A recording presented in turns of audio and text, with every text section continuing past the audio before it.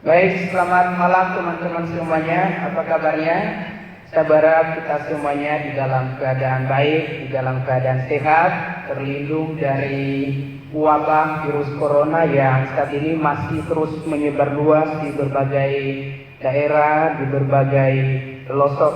Nah, malam hari ini kita bersama-sama kembali bersekutu untuk merenungkan firman Tuhan, walaupun tidak di dalam gedung, tetapi kita punya media yang bisa dipakai untuk bisa mempertemukan kita di dalam ibadah yud kita malam hari ini. Teman-teman, sebelum kita mendengar firman Tuhan, mari kita minta Roh Kudus memimpin perenungan kita pada malam hari ini. Bapa kami yang di surga, kami mohon Roh-Mu yang kudus menuntun kami untuk mengerti dan memahami firman-Mu yang Engkau bicarakan kepada kami pada malam hari ini. Dan biarlah kami boleh menghidupinya, melakukannya, mentaati seluruh kebenaran firman-Mu. Terima kasih ya Tuhan, berkati setiap kami dimanapun kami berada pada saat ini. Kami boleh menikmati persekutuan pada malam hari ini dengan anugerah dan pimpinan Tuhan. Nah, doa kami di dalam nama Tuhan Yesus Kristus kami berdoa dan mengucap syukur. Amin.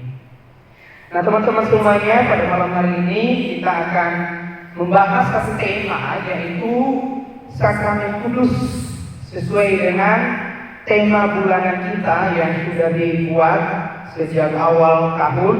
Dan ini juga temanya sesuai dengan konteks saat ini, di mana sebentar lagi kita merayakan Jumat Agung dan Paskah. Untuk itu mari kita membaca satu bagian firman Tuhan yang menjadi dasar perenungan kita pada malam hari ini. Yang pertama kita buka di dalam Matius pasal 28 ayat 19. Saya bacakan untuk kita semua.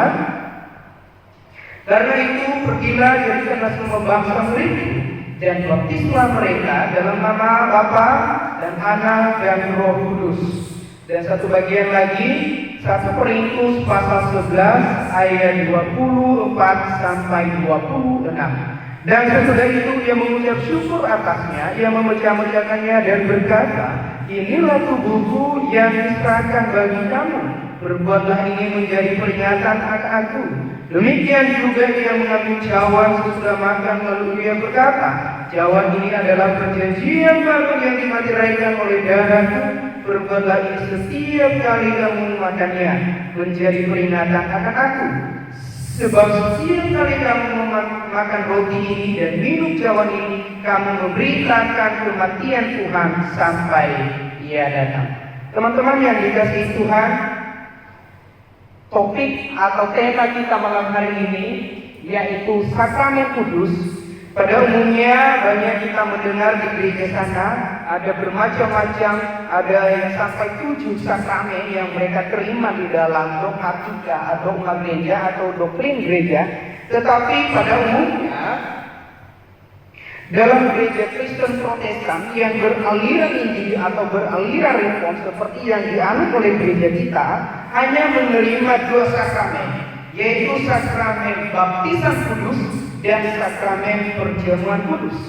Mengapa demikian? Adapun alasan Alkitab maupun alasan teologis. Dasar Alkitab mengajarkan kepada kita bahwa perintah ini, baik baptisan kudus maupun perjamuan kudus, adalah perintah langsung diterima oleh murid-murid dari Tuhan Yesus sebelum Ia meninggalkan mereka. Dan yang kedua adalah berkaitan langsung dengan keselamatan umat pilihan Allah. Artinya bahwa ini adalah satu penegasan sesuatu yang harus dilakukan oleh orang-orang percaya di seluruh dunia. Ada 2 hal yang penting, sekali lagi saya katakan, yaitu perjamuan kudus dan baptisan kudus. Nah, saudara yang dikasihi oleh Tuhan, ini adalah perintah Tuhan Yesus. Maupun juga di dalam Korintus kembali Paulus mengingatkan dan mengajarkan ini kepada jemaat Korintus.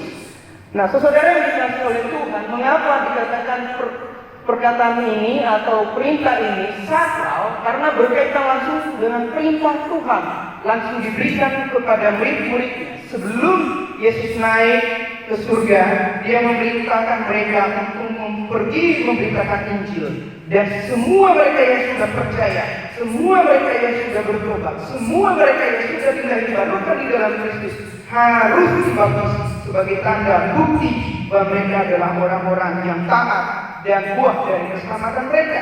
Yang kedua adalah itu juga langsung berkaitan dengan keselamatan, bahwa mereka sudah diselamatkan. Markus pasal 16 ayat 16 mengatakan, dan mereka yang sudah percaya harus dibaptis, dan mereka yang tidak percaya mereka akan dihukum. Nah, saudara yang terkasih, di dalam Tuhan jelas sekali pesan firman Tuhan kepada kita bahwa dasar Alkitab yang biologis untuk dua sakramen ini menjadi sakral, menjadi suatu keharusan dilakukan dan diperingatkan oleh orang-orang Kristen di sepanjang zaman. Nah, beberapa konsep atau pemahaman istilah baptisan, dan secara ringkas saya akan mengambil atau hanya melihat pada sisi yang kita percaya pada saat ini. Yang pertama adalah kita mencoba melihat baptisan. Baptisan adalah sebuah perintah Tuhan Yesus untuk orang-orang yang sudah dibaharkan oleh Roh Kudus, percaya kepada Yesus Kristus sebagai Juru Selamat dan menerima baptisan sebagai tanda diterima masuk dalam persekutuan gereja sebagai murid Kristus. Sekali lagi saya mengatakan bahwa ini adalah dasar, ini adalah perintah Tuhan, diberikan semua kepada semua orang yang percaya, kepada semua yang mengaku Yesus adalah Tuhan dan Juru Selamat. Tentunya itu tidak terlepas daripada dorongan Roh Kudus melalui lahir baru. Sehingga ketika mereka mengikuti katekisasi dan hidup sebagai orang beriman sesuai dengan konsep ajaran firman Tuhan, maka mereka harus memberi diri untuk dibaptis, harus memberi diri untuk mendeklarasikan iman mereka kepada Tuhan. Nanti kita akan bahas satu persatu. Nah, teman-teman yang dikasihi Tuhan, ini adalah perintah yang harus kita pahami dan punya makna tersendiri. Nah, ada banyak hal, ada banyak konsep, ada banyak pengertian yang diberikan oleh gereja-gereja tertentu mengenai baptisan. Ada yang mengatakan bahwa baptisan itu adalah suatu dasar selain anugerah keselamatan, tetapi juga harus ditambah dengan ritual atau ritus agama dengan baptisan sehingga seseorang diselamatkan. Tetapi dengan jelas kita mengatakan bahwa hanya oleh anugerah melalui iman di dalam Kristus kita diselamatkan. Tetapi kita yang sudah diselamatkan, yang sudah percaya kepada Kristus, harus memberi diri dibaptis, harus memberi diri untuk belajar dengan Tuhan. Nah, teman-teman, secara umum gereja Injil atau gereja yang kita anut sampai saat ini ada memahami beberapa jenis atau makna secara spesifik, secara mendalam, secara serius makna daripada baptisan itu sendiri. Yang pertama adalah karena pertobatan, diselamatkan dan dosa-dosa kita dihapuskan oleh darah Kristus. Sekali lagi saya katakan bahwa keselamatan kita hanya oleh anugerah di dalam Kristus melalui darah Kristus yang telah mengalir di atas kayu salib. Maka semua kita yang percaya kepadanya akan diselamatkan. Tetapi dikatakan bahwa sebagai orang yang sudah diselamatkan harus memberi diri dibaptis, karena kita menyadari bahwa Tuhan Yesus telah mengalirkan darahnya di atas kayu salib. Tuhan Yesus telah mati untuk kita, menebus dosa-dosa kita sebagai orang-orang yang berdosa, sehingga kita harus belajar taat untuk memberi diri dibaptis. Yang kedua, kita juga melihat bahwa baptisan adalah menunjukkan atau menyatukan orang percaya dengan Kristus dalam kematian dan penguburan dan kebangkitan Kristus. Kalau kita melihat di dalam Roma pasal 6 ayat 3 dan Kolose pasal 2 ayat 12 dengan jelas sekali Paulus mengatakan sebagai bukti bahwa kita ketika Kristus dimatikan berarti kita ikut turut mati, dikuburkan berarti segala dosa kita dikuburkan. Tetapi ketika Kristus bangkit, di mana kita bangkit setelah diselamatkan, berarti kita ada hidup baru di dalam Kristus. Artinya kita dipersatukan dengan Kristus, kita ada di dalam Kristus dan Kristus di dalam kita, dan seluruh hidup kita dibaharui di dalam Kristus. Jadi saudara yang terkasih di dalam Tuhan, dengan jelas Paulus mengatakan engkau harus memberi diri dibaptis sebagaimana Kristus telah turun untuk dibaptis melalui matinya. seluruh dosa kita dihapuskan. Ketika dia bangkit, maka kita juga seharusnya mendapat hidup yang kekal. Yang kedua adalah mendeklarasikan iman bahwa Yesus Kristus adalah Tuhan dan Juru Selamat. Dalam Matius pasal 28 dikatakan, dan baptislah mereka. Siapa mereka ini? Mereka berkata pada Tuhan Yesus. Siapa mereka ini? Mereka yang sudah menyebut dan mengakui dengan iman dengan dalam hati percaya dengan mulut mengaku bahwa Yesus adalah Tuhan dan Juru Selamat. Artinya bahwa mendeklarasikan imannya, membuktikan dirinya bahwa dia sungguh-sungguh percaya kepada Tuhan Yesus dan memberi sebagai aturan atau peraturan di dalam gereja dalam satu komunitas jemaat, maka seorang jemaat juga harus masuk di dalam baptisan, mengikuti baptisan, maka dalam persekutuan dengan teman-teman. Ketika di gereja kita diadakan uji baptis, maka ketika gereja itu membaptis kita dan memberi uji baptis, maka kita menjadi sah sebagai jemaat di salah satu gereja di tempat ini. Seperti kita di gereja Singkawang, teman-teman ikut kelas katekisasi, lalu kemudian setelah mengikuti kelas katekisasi, mendeklarasikan iman bahwa teman-teman telah sungguh-sungguh percaya kepada Tuhan dan bukti bahwa kita sudah percaya memberi diri baptis dan setelah kita membaptis kita disebut sebagai jemaat biasa. Itu adalah peraturan di gereja kita. Oleh karena itu, biar baptisan ini mengingatkan kepada kita bahwa Kristus telah mati dan Kristus telah bangkit untuk menyelamatkan kita dan memberi kita pengharapan hidup yang kekal. Dan baptisan harus diteguhkan dalam nama Allah Tritunggal, yaitu nama Allah Bapa, Putra, dan Roh Kudus. Jelas sekali bahwa Paulus pun tidak pernah membaptis semua orang percaya di dalam nama siapapun, kecuali di dalam nama Tuhan Yesus, kecuali di dalam nama Allah Tritunggal, yaitu dalam nama Allah Bapa, Anak, dan Roh Kudus. Seperti yang dikatakan oleh Tuhan Yesus di dalam Matius pasal 28, dan baptislah mereka di dalam nama Allah Bapa dan Anak dan Roh Kudus. Karena inilah Allah penguasa hidup kita. Karena seluruh hidup kita bergantung kepada Allah Tritunggal. Lalu kemudian kita teruskan di bagian berikutnya. Tema berikutnya adalah perjamuan kudus. Sekali lagi saya mengatakan bahwa sakramen kudus orang Protestan ada dua, yaitu baptisan kudus dan perjamuan kudus. Nah teman-teman, secara sederhana kita memahami bahwa secara sederhana perjamuan kudus adalah suatu perintah Tuhan Yesus kepada semua orang percaya untuk mengingat akan penderitaan dan kematiannya di kayu salib. Nah, perjamuan kudus juga jangan salah memahaminya, jangan sulit di dalam memberi arti. Ada banyak orang mengatakan bahwa perjamuan kudus itu berfungsi untuk mendatangkan kesembuhan.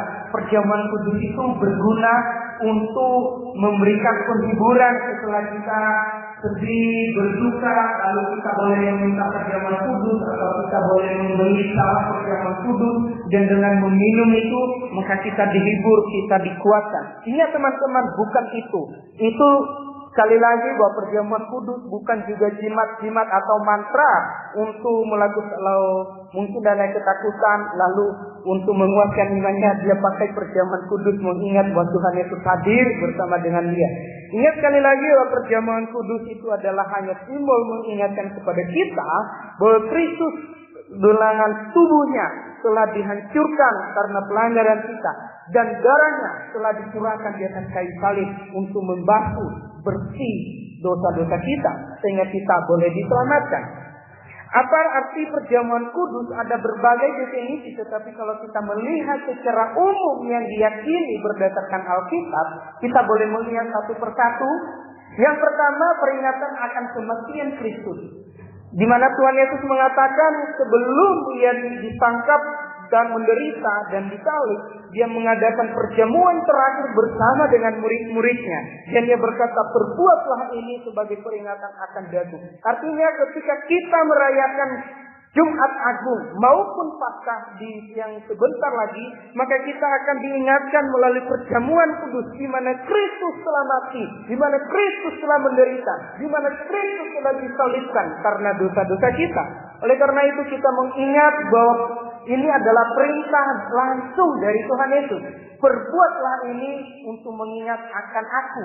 Yang kedua adalah perjamuan kudus, tanda perjanjian baru. Di mana Tuhan Yesus ini adalah buah perjanjian baru untuk kamu, dan ingat akan pengampunan yang dikerjakan oleh Kristus bagi kita. Ketika Kristus sebelum dia naik ke kayu salib, dia bersama dengan murid-muridnya di malam itu, dan dia makan Paskah bersama-sama dengan mereka, dan dia mengatakan, ini adalah perjanjian baru akan daku dengan engkau. Dan ingatlah bahwa aku telah memberikan seluruh hidupku, aku telah mempersembahkan seluruh hidupku, baik tubuh maupun darahku, dikurangkan bagi kamu, supaya engkau mendapatkan keselamatan. Inilah karya keselamatan yang dikerjakan oleh Kristus, yang terus mengingatkan kita ini ketika kita menerima perjamuan kudus. Yang ketiga adalah perjamuan kudus terus mengingatkan kepada kita akan kematian Kristus. Pada saat kita menerima perjamuan kudus, secara aktif memberitakan kematian Kristus pada dunia. Mengapa kita harus menerima perjamuan kudus? Secara simbolis kita memberitahukan, mendeklarasikan bahwa kita memberitahukan kepada dunia, Yesus telah mati, Yesus telah menderita untuk dosa-dosa kita. Melalui meja perjamuan kudus, kita diingatkan betapa besar pengorbanan Kristus, betapa besar harga yang harus dibayar oleh anak Allah yang tunggal itu. Harus mulai tubuhnya, harus mulai darahnya yang kudus. Sehingga kita tidak sanggup membalasnya. Sehingga kita tidak sanggup melakukan sesuatu untuk membalas kebaikan Tuhan. Tetapi biarlah melalui kebaikan Tuhan kita hidup sebagaimana yang Dia kehendaki. Kita memberitakan kematian Kristus. Boleh dikatakan bahwa kita menceritakan di dalam Paskah itu, memberitahukan kepada kita bahwa Kristus telah mati untuk semua orang-orang yang percaya kepadanya. Dan yang berikutnya adalah memberitakan kedatangan Kristus. Saudara, ketika Kristus mati, bukan hanya Dia mati, bukan hanya Dia bangkit, tetapi ketika kita menerima juga perjamuan kudus, sebagaimana yang Dia katakan di dalam 1 Korintus 11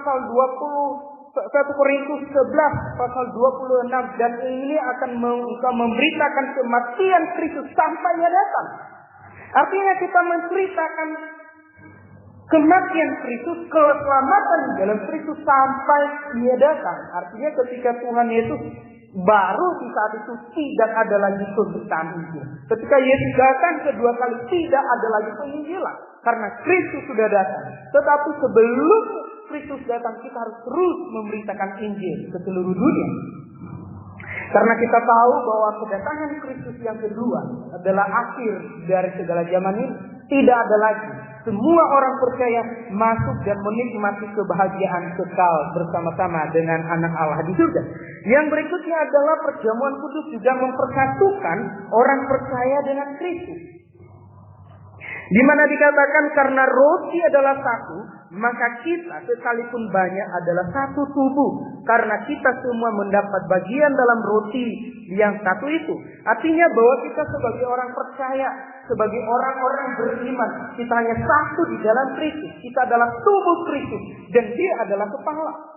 Oleh karena itu, biarlah kita juga hidup sebagai orang-orang yang bersatu di dalam Kristus. Ada kasih, ada pengampunan, ada pengertian, ada penerimaan satu dengan yang lain. Karena kita adalah satu di dalam Kristus.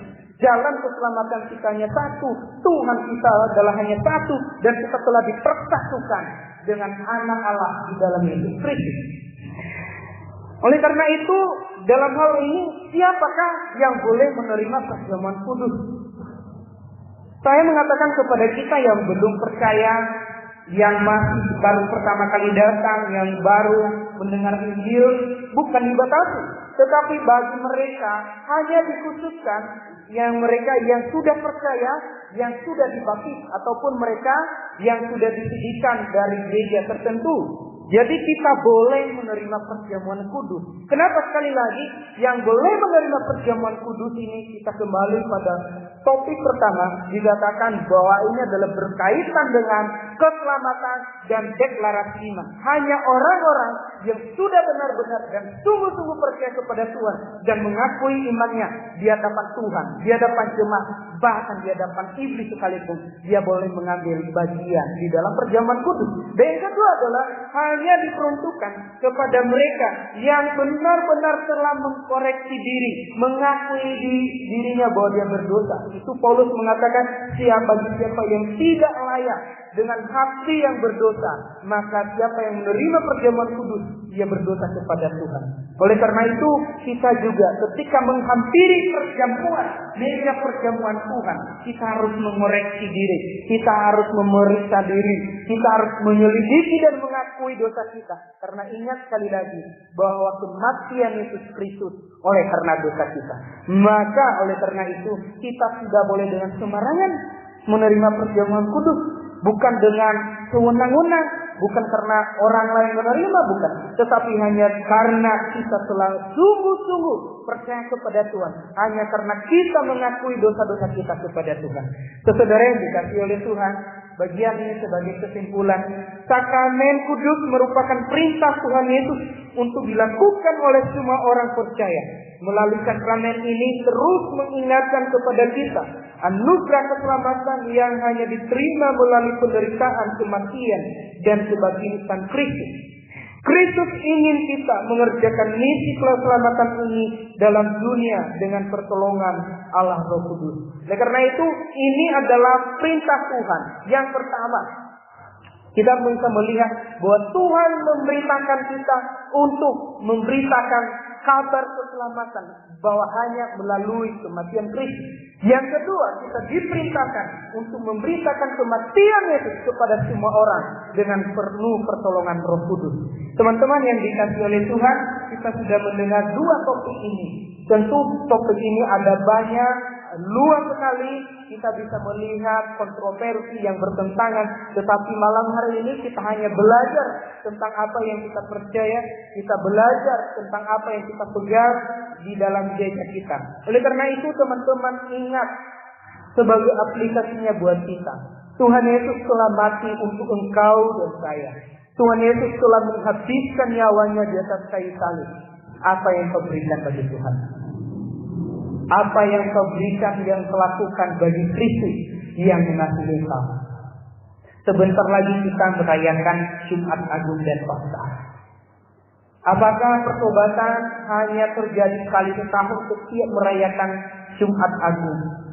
Dengan sikap yang begitu merenung, merefleksi betapa agungnya Tuhan, betapa kudusnya Allah, tetapi dia rela datang ke dalam dunia menjadi orang berdosa. Di dalam keadaannya Allah yang suci, Allah yang kudus, dia rela datang ke dalam dunia untuk engkau dan saya manusia berdosa. Apa yang kau berikan bagi Tuhan? Tuhan mau supaya kita orang-orang yang sudah percaya. Tuhan mau kita anak-anak muda yang sudah menyerahkan diri untuk percaya kepadanya, untuk terus diperbaharui, untuk terus diubahkan, untuk terus dibentuk oleh firman Tuhan di dalam keadaan dan situasi apapun. Oleh karena itu, marilah kita hidup sebagai orang-orang yang dikasihi Tuhan. Marilah kita hidup di dalam kebenaran, di dalam kekudusan, di dalam kesucian, di dalam kita menjalani aktivitas kita setiap hari.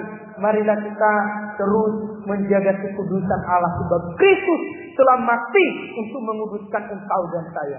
Engkau menjadi orang kudus bukan karena usaha saya dan usahamu, tetapi semata-mata oleh karena pengorbanan Kristus. Yang seharusnya penderitaan itu, pengorbanan itu, engkau tanggung sendiri. Engkau menanggung akibatnya, saya menanggung akibatnya. Tetapi kita gagal melakukan semuanya. Dan kita tahu kita tidak tanggung. Tuhan tahu juga bahwa Tuhan melihat bahwa manusia tidak mungkin karena manusia berdosa. Oleh karena itu Yesus Kristus datang untuk kita. Apa yang kau berikan untuk Tuhan? Apa yang kau kerjakan bagi Tuhan? Kristus telah mati bagi kita semua. Dia telah menebus kita semua, memberikan kita pengampunan. Biarlah hidup kita terus diperbaharui, semakin hari semakin serupa dengan Kristus. Dia menjadi saksi bagi orang-orang yang di sekitar kita.